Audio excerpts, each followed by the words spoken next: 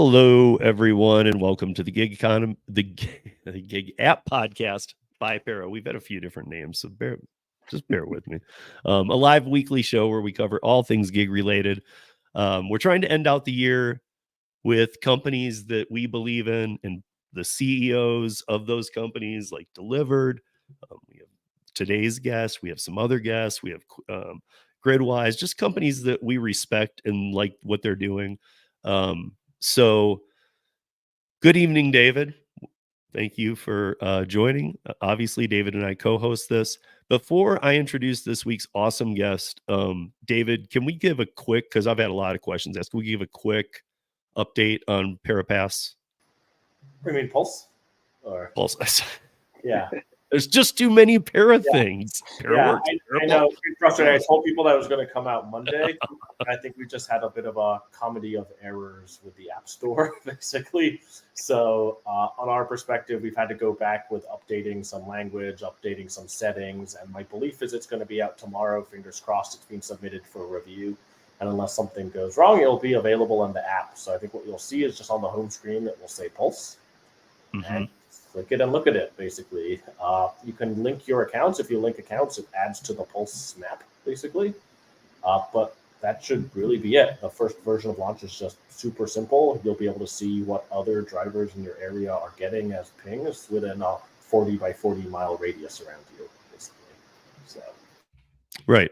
But so as I understand it, I mean, and obviously things get log jammed over at Apple too, but like with on the Android side, I know this for a fact. Like, I don't even know if there's any checks because I've had things that people have wanted me to test that just don't work.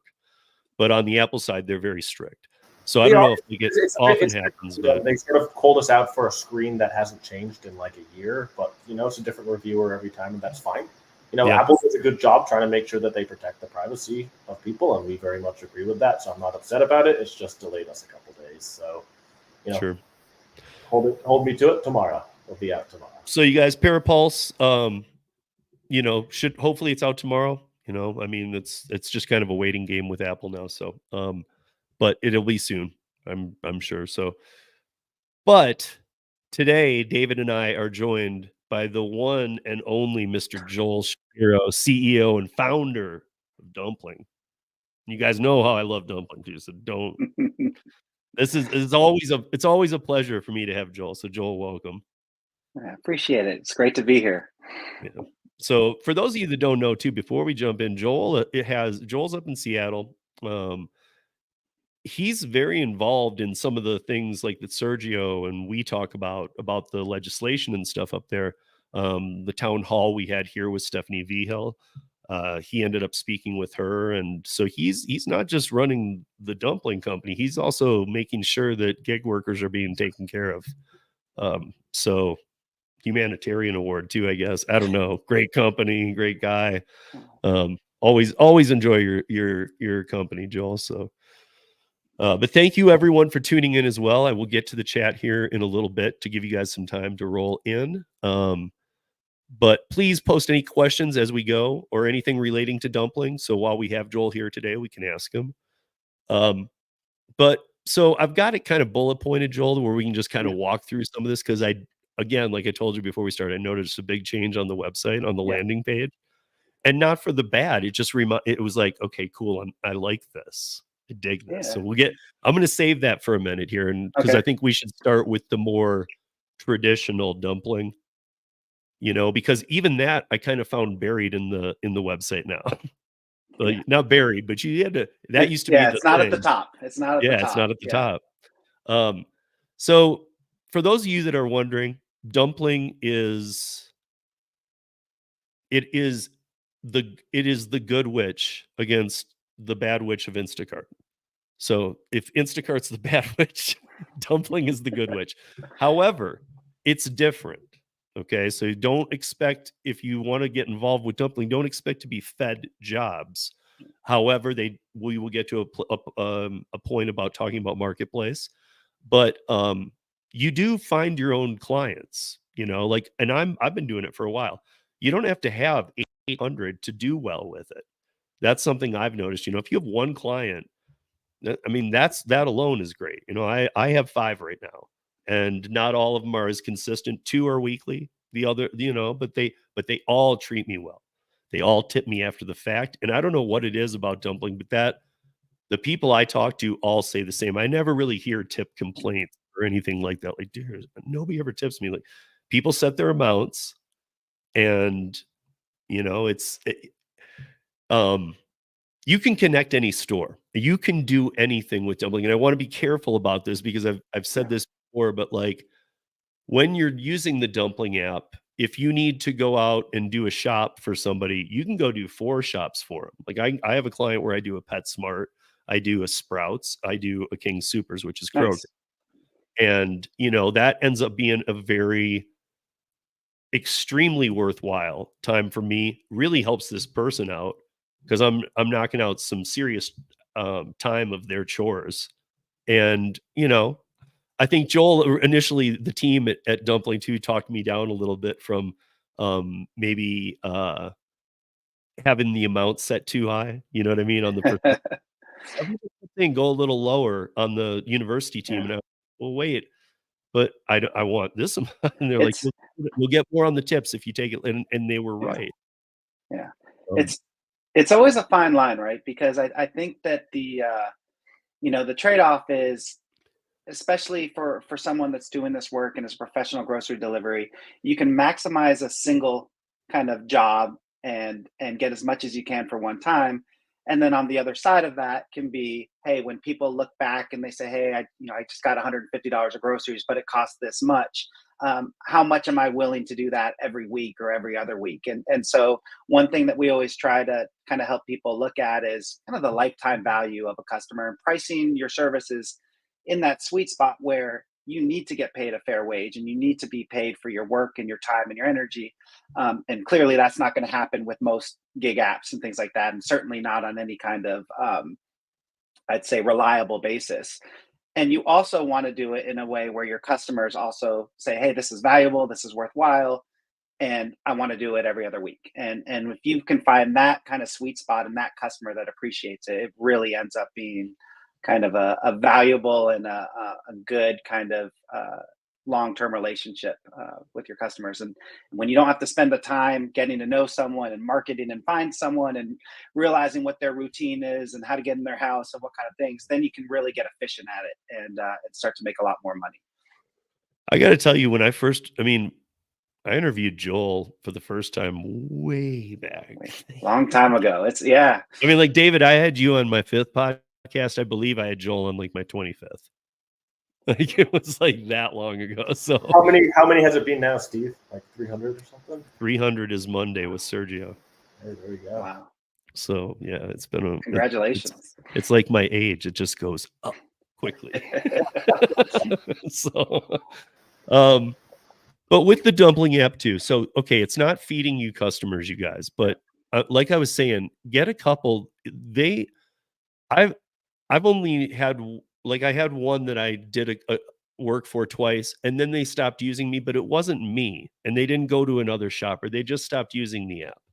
Um, all my other shoppers have stuck with me. I mean, like they love it because they're like, "Oh, dude, I'm not ever using anything again." I mean, literally those kind of words every time. Like, wait, you're going to be around. I get you every time, even after I explain it and then do the shop, and they're happy. They're like, "This is great." And so every time they open the app, it's me. It's Yeah. not like searching for a rider. It's like me. And it shows my times. You can do features like set up where you'll be. So if somebody wants to try and add on an order while I'm at that store, they can. Um, you can set your times. You can easily take time off. You just got to do it correctly so your clients know you're gone. Um, you know, there's just so many cool features, and it is true independent contractorship, you guys. But that said, there's also Dumpling Marketplace. And I will say that, you know, there used to be more dumpling shoppers in my area. And now I do actually see or get contacted by a couple people on Marketplace where I didn't before. Maybe that's also because I have more reviews and whatnot. I don't know. But Yeah. for whatever reason, you know, I have been, and I wasn't seeing that before. And so I started, and I also noticed, and I will say this to anybody out there, I also noticed that you do need to add every zip code. because I had mine, and so it was just in the beginning. It was just like, oh, you're. Well, you know why we did that? Because we used to have like the old school, what's your home zip code, and then what's the radius around that. And as the bird flies isn't always very convenient if you're not wanting to go to downtown, or if you have a lake and you have to go over bridges to get to the other side. And so what we found is being able to kind of build your delivery zone by zip code really allowed people to kind of customize exactly the areas that they wanted to do jobs in, and the areas that they wanted to avoid. But it took a while to get there, because it wasn't the easiest thing to figure out how to build technically for our team. Yeah, I saw that. I was looking at sort of Steve's profile before we all got on here. I saw that he actually has like 2 distinct zones, basically. Right. So, right. Well, so that's why I need. So that's what I'm saying, David. Because Denver's big, I need to go in and add everyone. Yeah. You know, but and like Joel said, there's a couple that I don't want to go to, and this kind of makes it easy, because I can actually just take that zip coded area and just not add that one. Yeah, and you do it once, right? It does take some time, and you have to kind of find a map that has all the zip codes in your area and look at it and add them. But once you have it set up, then I think it pays dividends. But I love it because y'all are doing what all the major gig apps should do, right? It's like allowing people to decide where they want to be their service area, or where they want to do work with, right? I think that actually is a bit of a parallel to one of the features we have. We have a feature in sort of auto decline for DoorDash, for Uber Eats, Lyft, where it's basically like, I don't want to leave this mileage radius, or I don't want to go to these zip codes.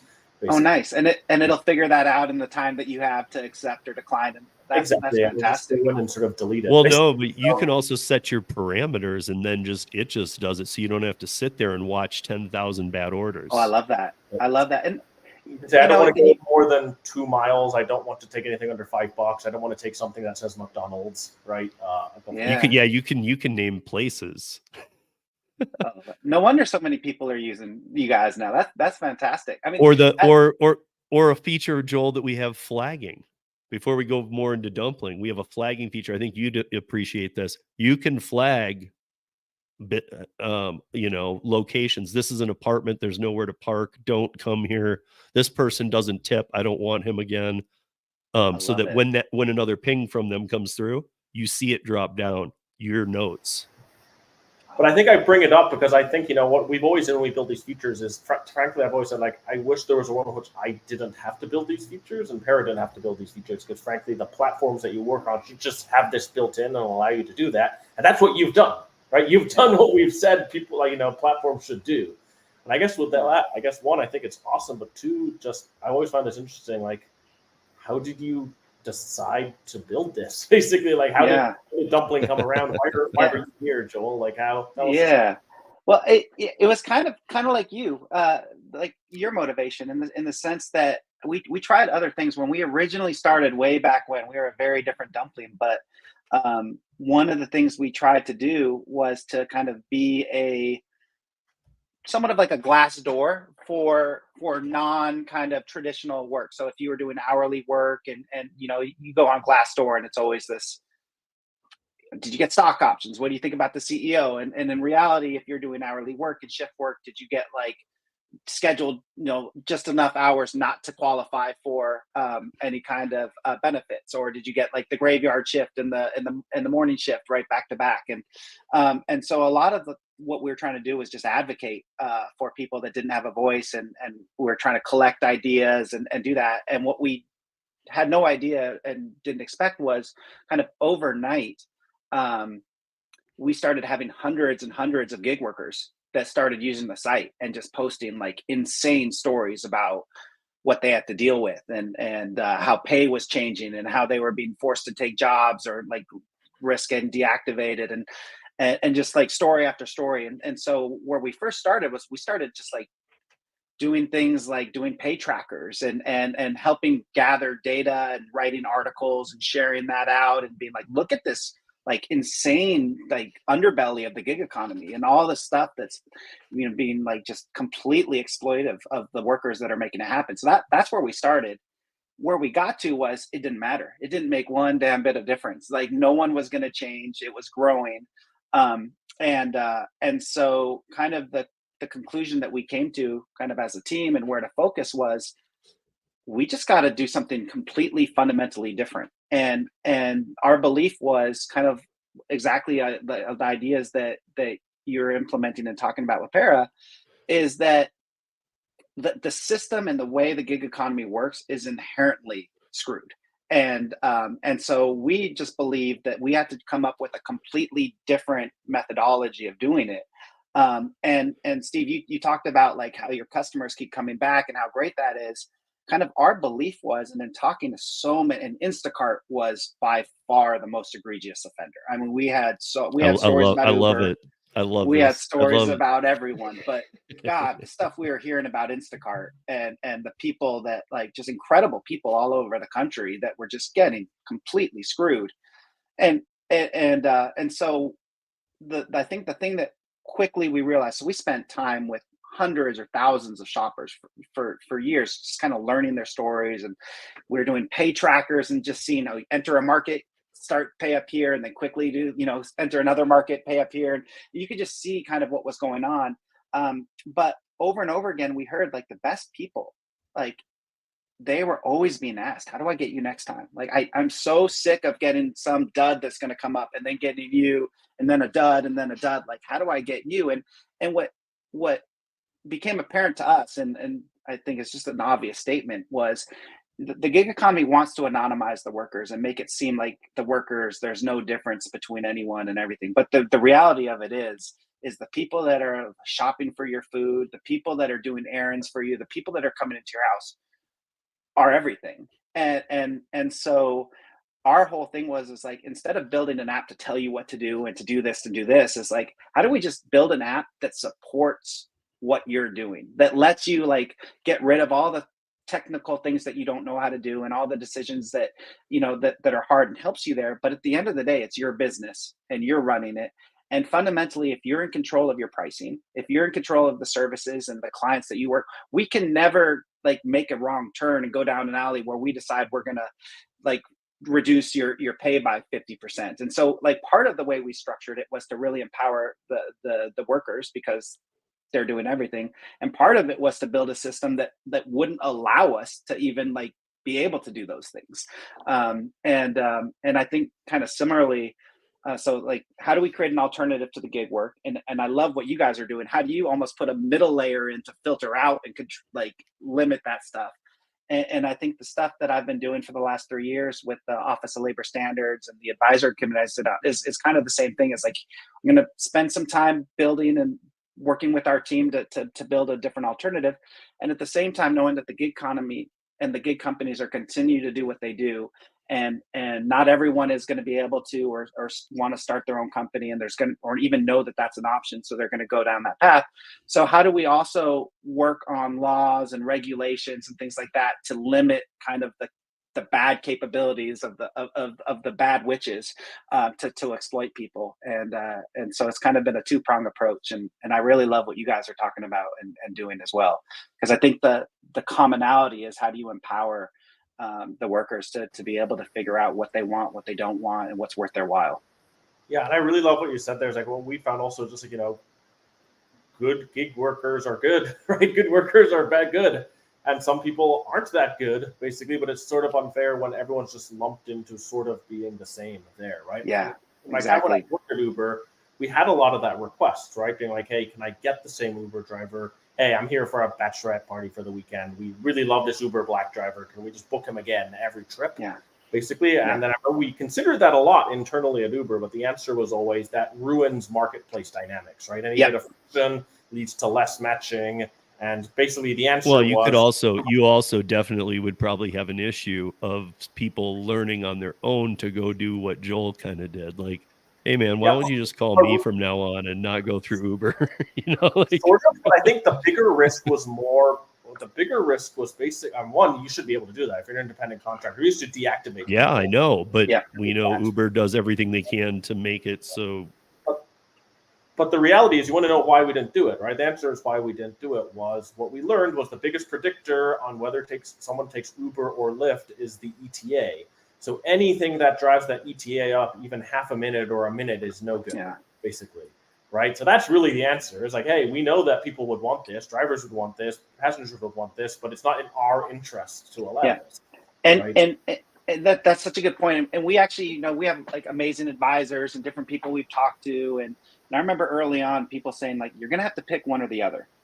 It's a really hard thing to say that you're in it to support and build a platform for the workers, and at the same time saying like you're going to be a marketplace, because it's kind of one or the other.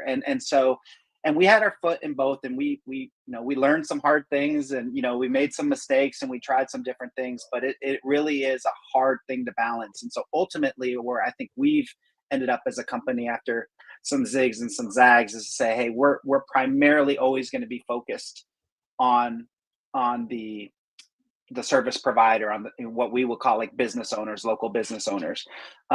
And we want to augment that with a marketplace. And we want to, like you're talking about, Steve, when you have really good reviews and you have, like great profile and people are like all these stars and all these things, then it's super easy.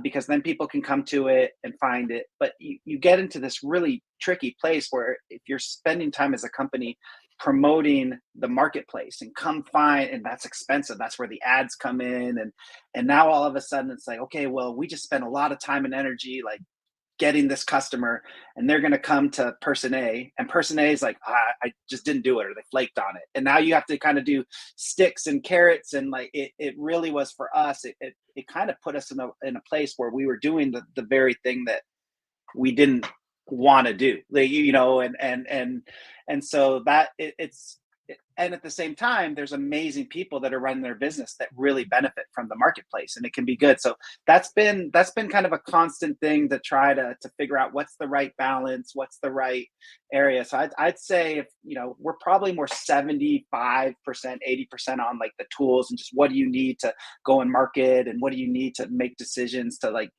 group things together in the same zip code and find people and have a website.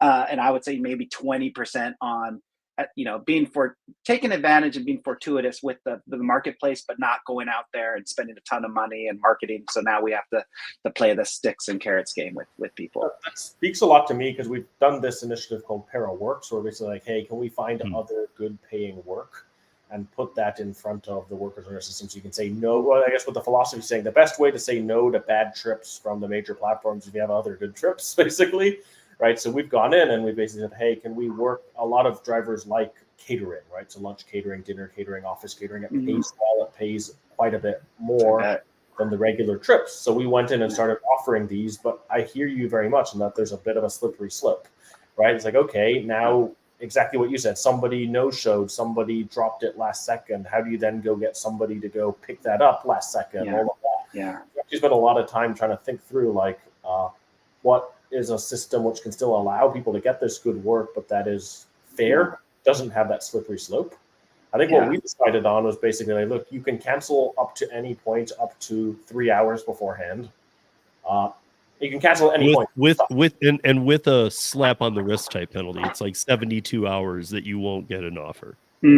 But if you completely no-show, then you're just off. Basically, I love this, because I used to run a bar, and I used to, I didn't do 3 strikes, but I always gave 1. If you no-showed, I'd call you and say, I want you here at 3 tomorrow. If they didn't show, they were fired. But if they showed up, I gave them 1 warning. But it's not even at a warning point anymore, because this is why DoorDash is losing the catering space, is because they allow 10% unassignments, and those unassignments can be moved over to catering orders. So how do you feel if you've ordered $1,000 worth of food for, like, Joel and I are good friends. I know Joel has a son who is doing track.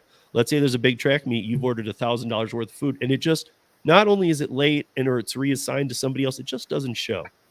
And they don't answer the phone. Yeah. I mean, are you going to go back to that company? Not a chance. Yeah. It's really and that's where ultimately we decided, it's like, how do we just what are the tools that people need to really run their business and be successful, and go out and promote or find those things. That's kind of where we've erred on. And at the same time, we do have an ability as a national company, and a little bit more visibility and things like that to try to like stimulate and bring people in and find and find someone that's amazing, and find a local shopper that, you know, is going to give them 10 times better service and longevity than random person potentially that's going to show up from one of the gig apps. It's a fine line for sure. Yeah. So I was gonna say that, you know, it's funny because I've always said that once you guys met, I knew this would align, but I'm even hearing it align more. Like when I heard David just recently or just a minute ago talking about Pair Works, I'm thinking, you know, and I'm thinking about what you said about, you know, what if a shopper doesn't show? Yeah, it still reflects on the dumpling platform, but really there's a difference because the dumpling shopper, let's say me, since I actually do it, um, that's on me. I now lost a client. Yeah. So like, I mean, did it hurt dumpling? Maybe a little, but not like the way the other apps are. It's more like I'm really gonna get a beating on this one. Yeah. And And that's that's how such it a good should be. point. That's how it should be. Exactly. And I think that that's where, you know, in kind of reference, we've had our ups and downs and our challenges, of course, but especially, you know, we blew up during COVID, grocery delivery, you know, gig apps and things like that. And the amount of people, both from shoppers and kind of customers that came onto the platform, it was crazy, right? So we were like doubling every 2 days, and you know, like it just.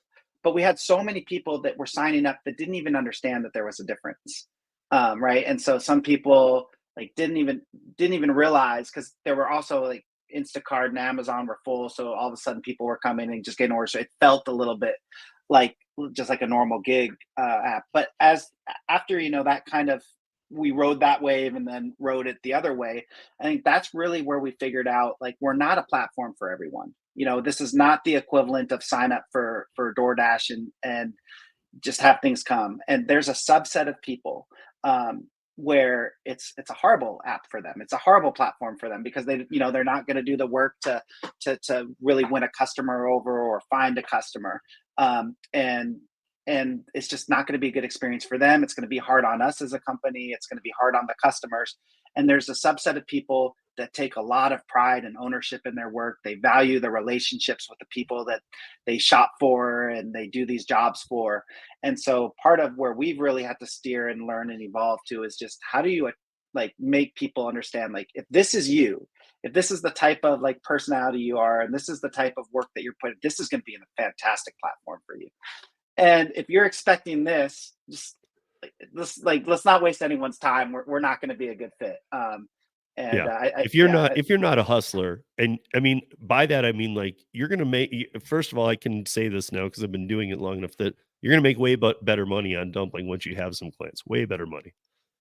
If you, as long as you set it up right. Now again, I didn't hit on marketplace enough. So what marketplace does, we only talked about the zip codes, but what it does is it allows people, once I enter those, to be able to see, oh, he shops my zone, and I'll show up on a dumpling search. So if somebody does and they're just looking in Denver, they will find me if I list that zone.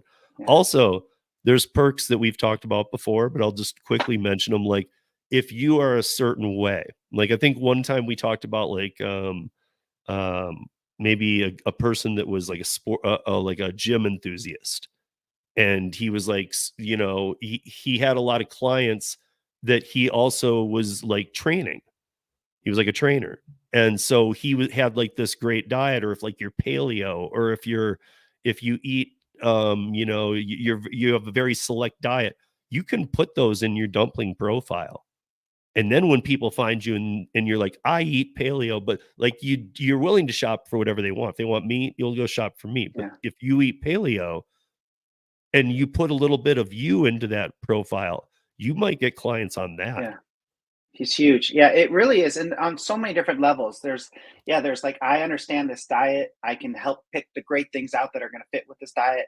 There's just familiarity. Think about people that run daycares is a huge business, right? They're typically ordering from Costco and have huge amounts. And Costco is one of the probably biggest markups on Instacart and some of the other ones. It's huge amounts of money. And now you're having random people that are showing up at your daycare during the day. So imagine the benefit of knowing who that shopper is when they're coming in and bringing your things. Families with special needs in them, and familiarity of how to like come and approach the door, or just people that want to kind of interact with people that they know and trust, and know how they want a certain thing. And that's really, I think, the place where it really shines is when just the person is putting a lot into it, and they're putting into their relationship. It's such a good deal compared to, like, people are so, and that's where we're like, you're gonna, Dave, Steve, if you do a good job, like, you're gonna get a great tip. And if it's not required, like if you put beforehand, I get extra tips on almost every order. Yeah. So even my clients know, I don't know why, they just put 20% or whatever, but every time they extra tip me. Yeah. And they feel good about it, right? When it's their decision to be like, this was amazing, I'm going to give you an extra tip, versus this service was 50% markup instead of 25% markup over, or something like that. It ends up being the same, but the mentality of like this decision to do it.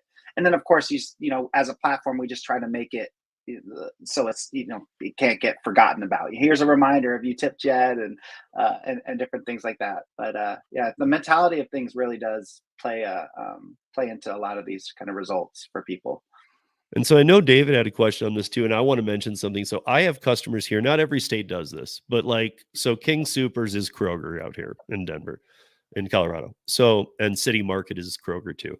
So I have customers who want me to shop at King Soopers. When I do, they can use their digital coupons. They can use their coupons. They can get their gas points. They can get, I can enter their phone number, which gets them out here, get some gas points. Doesn't happen in every state. You're getting in-store prices. And David had a question about how because I can add any store I want. I can add things that aren't even there. And like, if need be, I can just talk to somebody at Dumpling. That's kind of the type company it is. It's like, hey, I want to shop at this butcher shop, and they're not really on anything, and it's, to me, that's huge. It's like, that's like, you can keep it local. Yeah. Yeah. How do you do the inventories, Joel? Or like, how? David, we have gone in many different directions and spent a lot of time on this. And ultimately, it's a combination. We've had partnerships with major grocery stores that have reached out and said, "Hey, we'd love to like sync our database," and that's always a good thing. But ultimately, where we ended up is, if your partner, or you're like someone in your family, or your roommate is going to the store, you can write them a list, or you can text them a list, and they're going to know exactly what to get to. So we could spend a lot of time like chasing down, having the perfect catalog and things like that. And then you look at inflation and how quickly prices can change. You look at the difference in a price, even if you have Kroger or Albertsons or whatever, the difference in price in Hawaii versus the difference and it's just like, it's just an endless, completely like just hole that you can chase. And so where we've really tried to lean on is, look, people are smart. Your shopper is smart. We can give you tools. And one of the things that we recently launched was basically, at first we were like, okay, we had all these catalogs, and we get them in different places. And then we always had a write-in. Just like, hey, just write in what you want. If it's not in here, just write in what you want. And that write-in might be like, hey, Steve, can you let my dog out afterwards and the key, and I'll throw in an extra $50. Like, if people use it for anything they want. But oftentimes they'll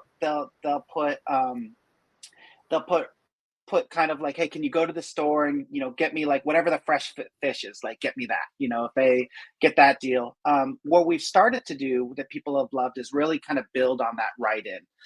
And so just recently the team added like an awesome capability to use image search. So now you can just say, I want to write in, and then actually like go and have like a Google go out and like index all, or not index, but search all these things. Say, yeah, that's the thing I want. Boom. So you can imagine, like, I want to get a Captain Crunch, and then just here's an image from the web that this is the one I want, or fish or something. So we just try to make it kind of an open platform where people can just, the end goal is to make it easy for them to communicate what they want you to get. That makes sense. So you're like, you can put in the custom pricing, you can put in the custom item, and you're just But at the same time, Joel, I can pull up, or have a client pull up King Soopers or Safeway or whatever, and they do see the items, the national average type thing. And of course that varies, but here's a big difference with Dumpling too, is that not only is it acceptable, it's required that you give the customer the receipt, take a picture of the receipt. And that's huge because Instacart says don't do that. Don't give them the receipt. Yeah, I wonder why. Yeah. And that's basically one of the big things that for us has just been huge. And even when it gets into the marketplace dynamics of who do you show and who do you not show, our thing from the very beginning is let's just be transparent. Let's just where do the fees go? This is actually a platform fee that this is where Dumpling makes its money. This goes to your shopper, because this is how they make their money. This pays credit card fees. And, sometimes it gets a little bit there's a lot, it'd be a lot, it's easier if you can, but we're like, look, we're just always going to err on the side of just putting it all out there. And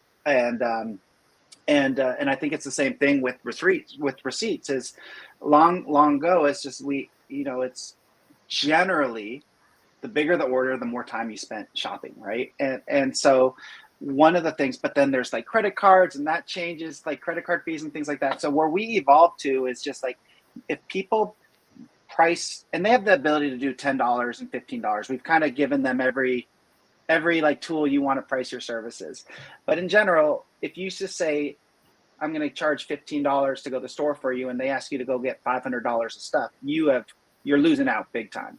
And so the model that really works that we found is just get a percent. If it's 18%, 20%, whatever the store total is, then your markup for the service to go and shop and bring it to the house and everything is 18 or 20%.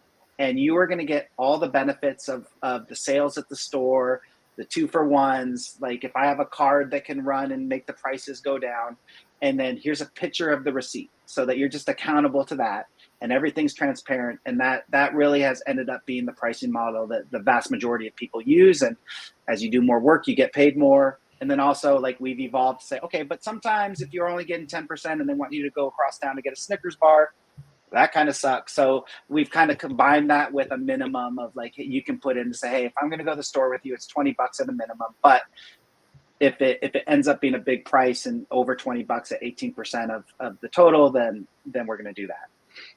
Yeah, no, I love it. I think that I just love the full transparency too. I know that's something that y'all supported sort of the bill with Stephanie in Denver. We did. Obviously, Steve was also a big proponent. Yeah. What's crazy to me, that was really what we were trying to push forward, was just you just show transparency. Everybody knows how much everyone makes out of this. And people didn't want that. People didn't want that, right? So we do have a question in sort of the comment section here, I think, from Mr. DSN. Sort of, that's Derek, he's here in Denver.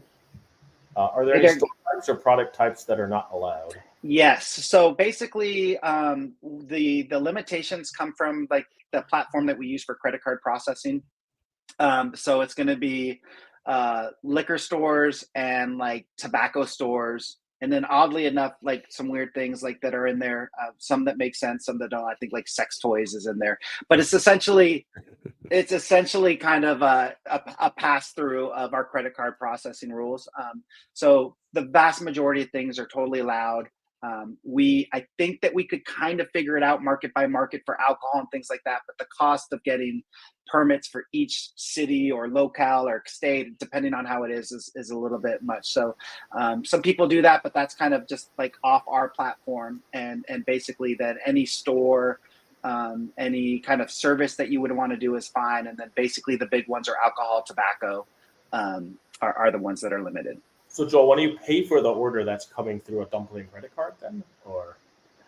How do we make our money? Yes. Oh, no. I mean, if I go to the store and I'm going to pay for $300 worth of groceries, that's on a Dumpling credit card? Yeah, so that's another big thing that we do is we provide a Dumpling. Actually, I think technically we have to call it a charge card now, not a credit card. I thought I had mine with me, but I was going to show you my black card. Yeah, it's a Dumpling card, and then a lot of what our team has built, which is really incredible, is funding mechanism. So as you get an order, your card is funded.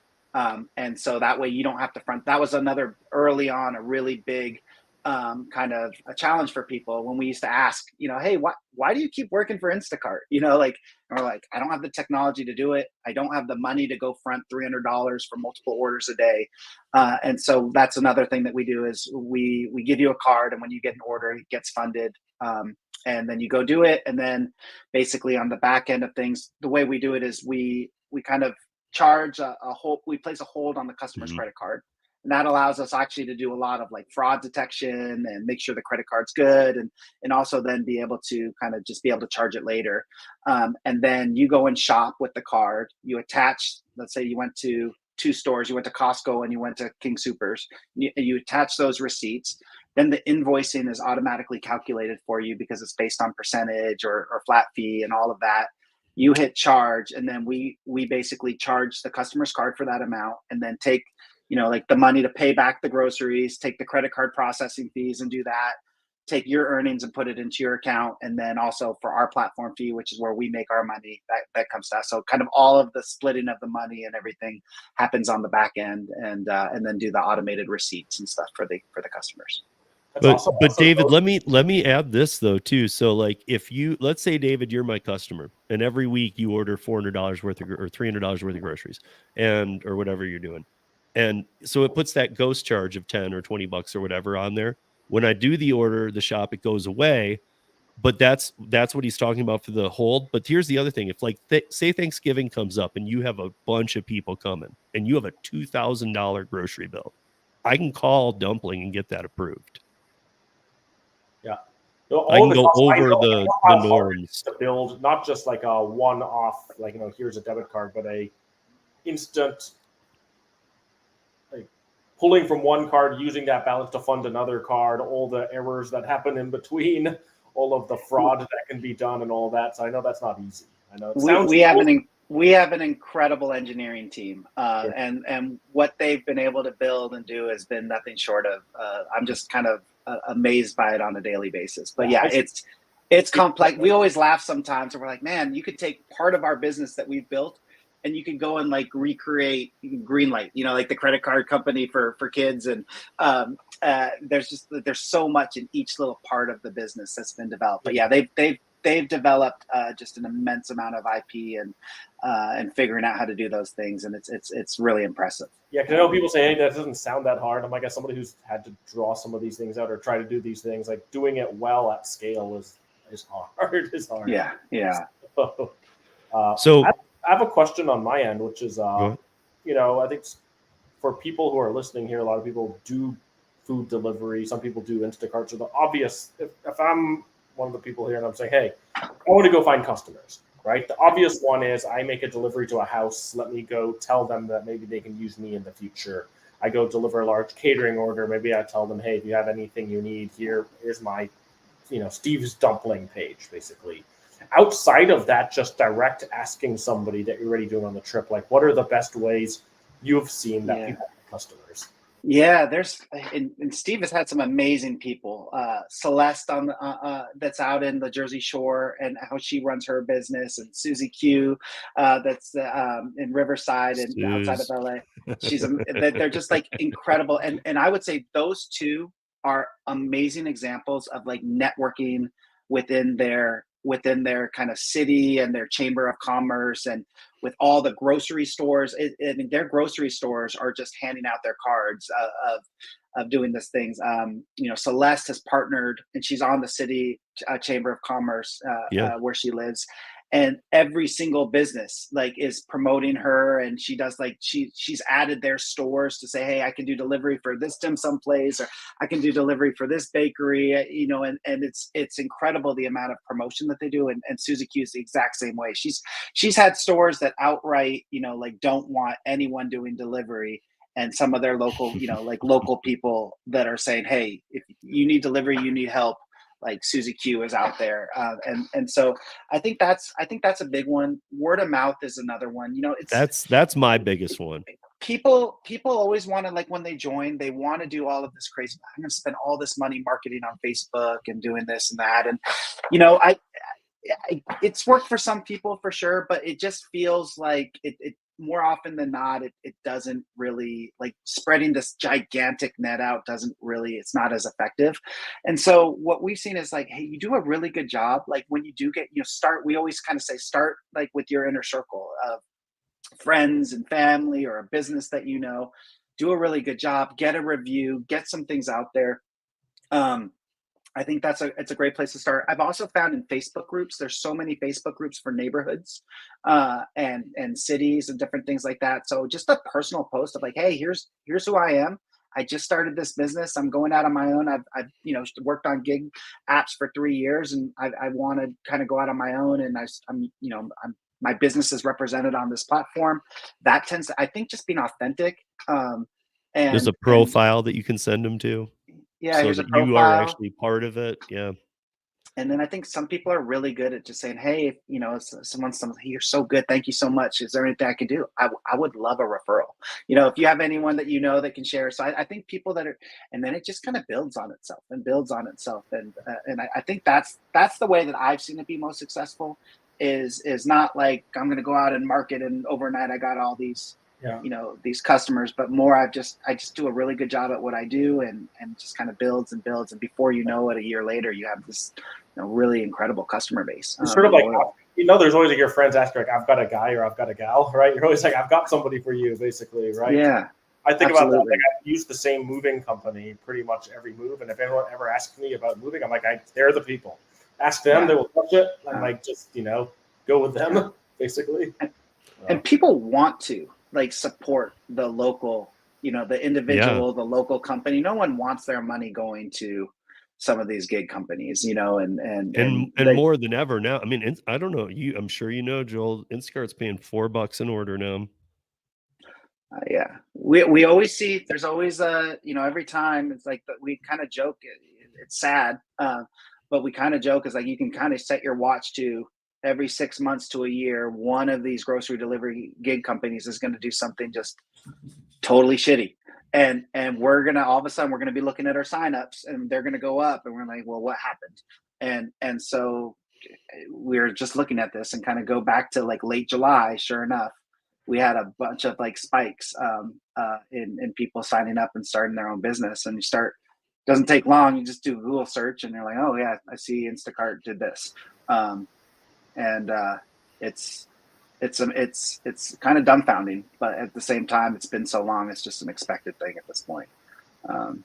Yeah, I agree. I agree with you wholeheartedly that the word of mouth is where it's at. Now, I often talk to Holly.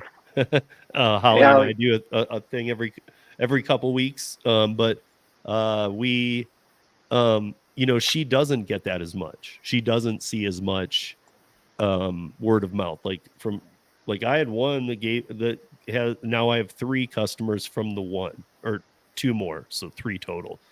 But she was so hating Instacart that when she found me, I don't even know if her expectations were that high. She was like, is this just Instacart kind of thing? Is this just Instacart called Dumpling? And I'm like, no, not at all. And so I walked her through it, and that's another thing. If you're willing to spend a few minutes with these people, they appreciate it on such a level you wouldn't believe. Like Joel was saying, I have door codes to people's houses because I prefer not to leave their groceries in the dirt, and they don't want me to. They're like, can you put it inside? Yeah, of course. Yeah. That's where it belongs. And let my dog out while you're at it, and I'll throw you like a little bit extra. Yeah, and that's and like all that kind of stuff, and like anything that does get weird, you can have the card authorized for it. You can contact Dumpling and they'll work with you. Yeah. And in fact, since we have to hit on the one last topic, I at least want to touch on Dumpling University, because that's a huge thing. I mean, I think like they can help you. Like I'm not getting clients. They literally can help you at that kind of level, even. Like if you're like, well, what are they going to do for me? Anything. Yeah. And that's where we learned that early on too, was it's like, we can provide the technology, we can provide, kind of all these things. But at the end of the day too, there's an element of, and I think the thing that we keep talking about, the thing that everyone needs to really provide is the actual person doing the work. And that is everything. But as a supplemental to that, I think there are a lot of people that haven't run businesses before that are really, really good at being a shopper, incredible at relationships, but maybe they're just not, quite used to like selling themselves and comfortable going out and talking about pricing and or figuring out how to price or kind of like where to start in some of these things. And so that's definitely something that our team has spent a lot of time of, just like best practices. You get to talk to so many people and the ones that have been successful, and how do we kind of aggregate all those best practices and make that available for people in a way that really kind of helps on the side. And some of it's not even just business know-how. Some of it's just like you need some confidence, you know, and a little bit of someone saying, hey, it's okay, like it's going to suck and you're going to get a lot of no's, and that's okay, because think about, like, for every 10 no's you get, you might get one yes, so be happy with those no's because it's getting you forward. And I think just some of those perspectives are really helpful, and so that's something that the team has really like put together some great content on, and I think it's really helped as well. And I mean, no questions out of limits either. So you could be super advanced and have a question, Yeah. or and I mean, I don't know. So and the people there do dumpling too. So it's not like they're just like, I don't know. Let me tell you about marketing. Like they Yeah. know the platform. They know, Yeah. oh yeah, well, have you tried the, I don't know. And it might not even be their idea that is like knocks you on your back. It might be like that you get an idea off their idea. Yeah. I don't know. It's something that no other app offers. No other app does. In fact, they try and avoid training you. They don't want you even having videos of training, because then you might come back and say, you trained me wrong. They have so many lawsuits, these big companies, they don't even want to do it. Yeah. I mean, so that's in there too. I do want to talk about the while Resort. we wrap up here, the vacation grocery delivery, Yeah. because I think this is huge. I view it like the large order program that's failing over at DoorDash, and that's why all these catering apps are popping up. Is because business in there's more business in catering, or there's more Yeah. money in catering. There's more money in last mile courier than doing Yeah, rideshare. I see parallels there. Yes, yeah. So this is an area of the business that has really been growing for us, and that our team, as you kind of mentioned, with like the website change and things like that, has been focusing on now for a couple of years, and really, so basically, what it is that businesses that are doing grocery delivery, but they're also then doing it specifically for people that are coming from out of town, and they're staying at a vacation rental house, they're staying at a hotel, and they want to arrive, and they're going to get in, and they're going to arrive to a house that's fully stocked. You know, things are on the counter, things are put away in the fridge, and this is a huge growing kind of part of the economy now. I mean, the similar to kind of all different trends. I think one trend we're seeing is that, you know, obviously with the rise of Airbnb and vacation rental sites and things like that, more and more people are starting to stay in those types of accommodations.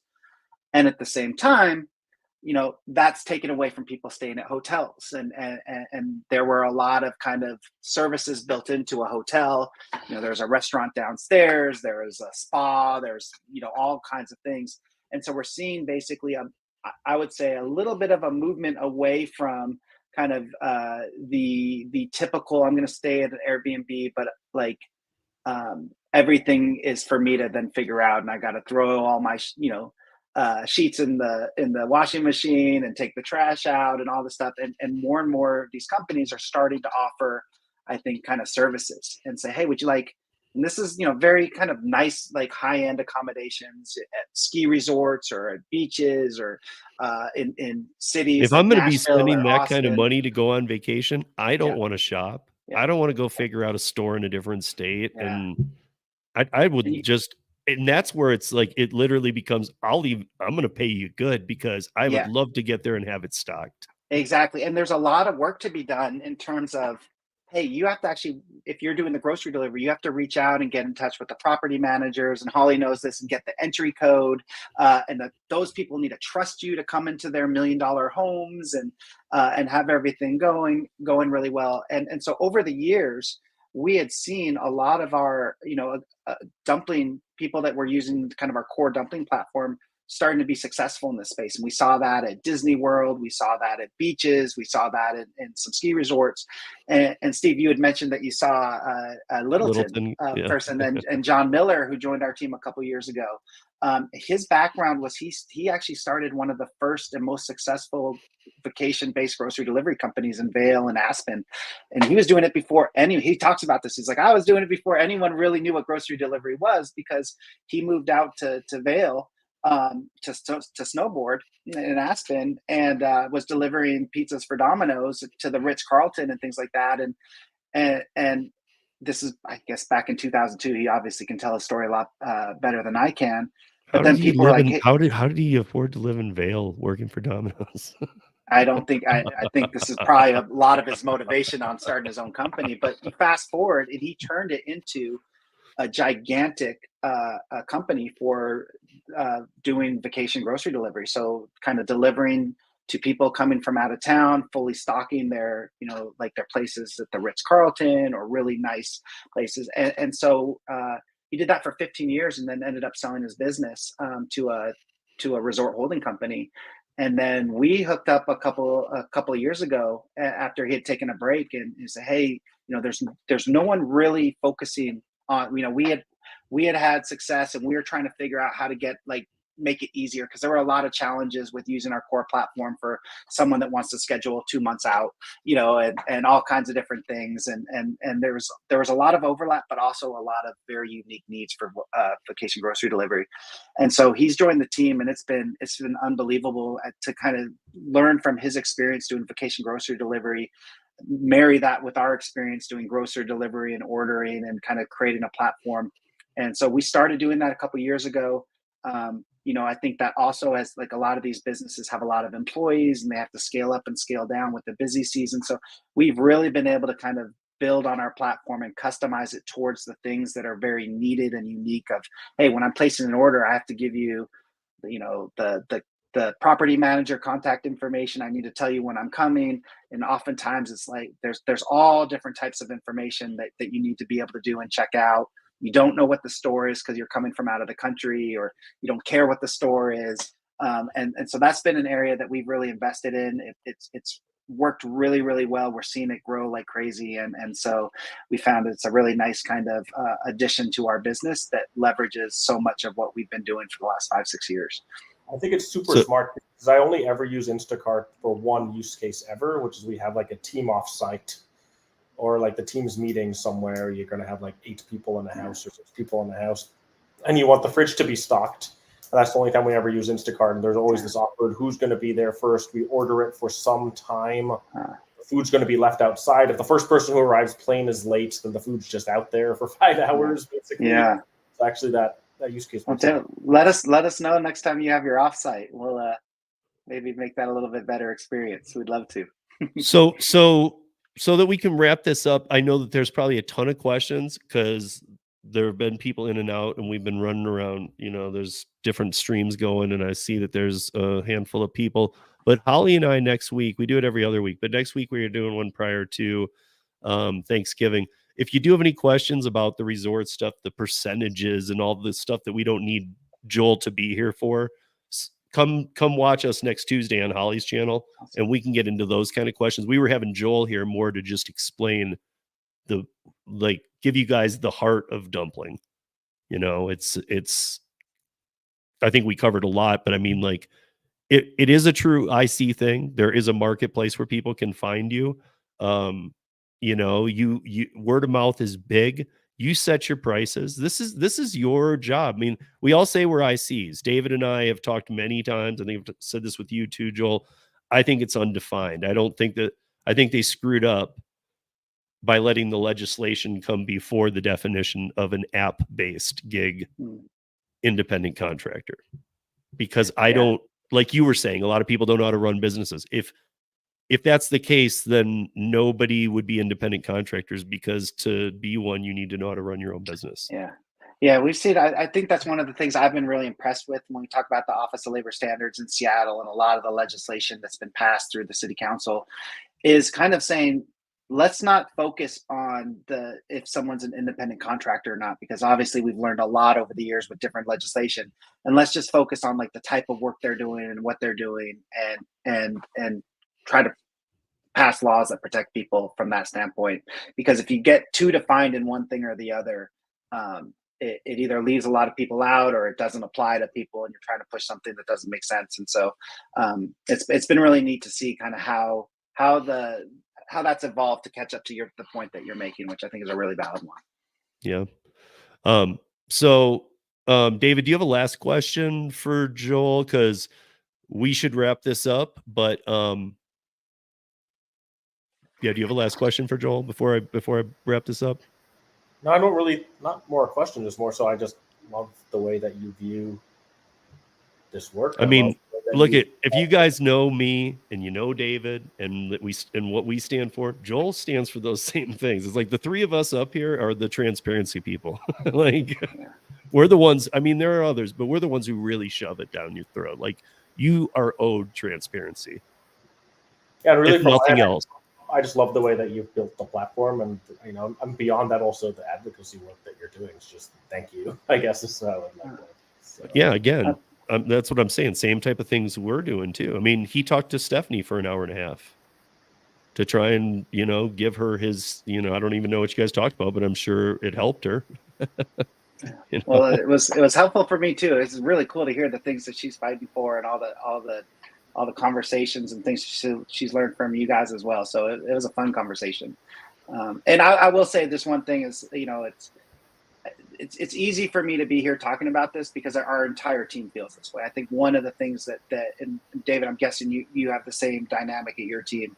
It's really easy when you have a company full of people that are like super passionate about this, and it's like the combination of how do we make a successful company and do these things, and at the same time, hey, they could be working in a lot of different places and they choose to work at Dumpling because they really believe in kind of the fight that I think we're all on the good side of. So now before I'm gonna sign us out right now, but that's Ron Dasher Life Hawaii. He was written up not too long ago for making over 100,000 doing gig work on the islands. You mentioned Hawaii earlier. Hawaii is available. Absolutely. Yes? Yeah. Okay. Yeah. We have quite a few people in Hawaii, and on both the resort side and of course on just because I could see that being a big thing for him.